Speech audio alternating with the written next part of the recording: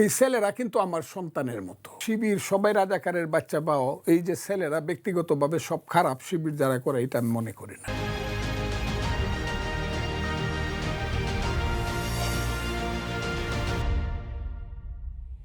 ব্যক্তিগত জীবনে ভালো, এদের একটা আদর্শিক চিন্তা আছে। সে আদর্শিক চিন্তাটা কি, এটা কোত্থেকে আসতেছে? শিবিররা নিজেরা সৃষ্টি করতেছে, না তাদের যে মূল দল জামাত তাদের দর্শনটা এখানে আসছে?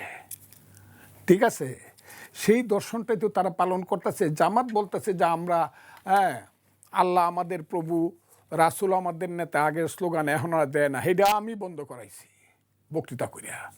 রাসূল কারো নেতা না, আল্লাহ খালি তাদের প্রভু না। আল্লাহ বলছে আলহামদুলিল্লাহ রাব্বিল আলামিন, আমি সমস্ত বিশ্ব ব্রহ্মাণ্ডের প্রভু। এই কথা কোয়ার পরেই বন্ধ হয়ে থাকে। জীবনের সব আয়োজন এখানে একসাথে। প্রকৃষ্টভাবে রিয়েল মৌলানা, মৌলবী, আলেম, উলামা, গাউস, কুতুব, দরবেশ যারা, তাদের বক্তব্য শুনে দেখেন জামাত কোন ধরনের ইসলামিক দল। বাস আমি এই পর্যন্তই বলবো। তাদের আদর্শিক ব্যাপারটার সঙ্গে হইলো আমার ফাইট। এই ছেলেরা কিন্তু আমার সন্তানের মতো, এরা ব্রিলিয়েন্ট ছেলে পেলে।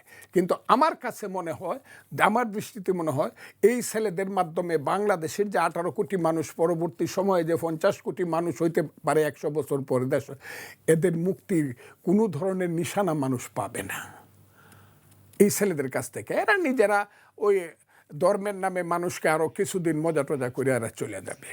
আর এদের নেতৃত্বে বাংলাদেশের মানুষ আইসা পড়বে এটা দিল্লি হনুজ দুরস্ত, অসম্ভব।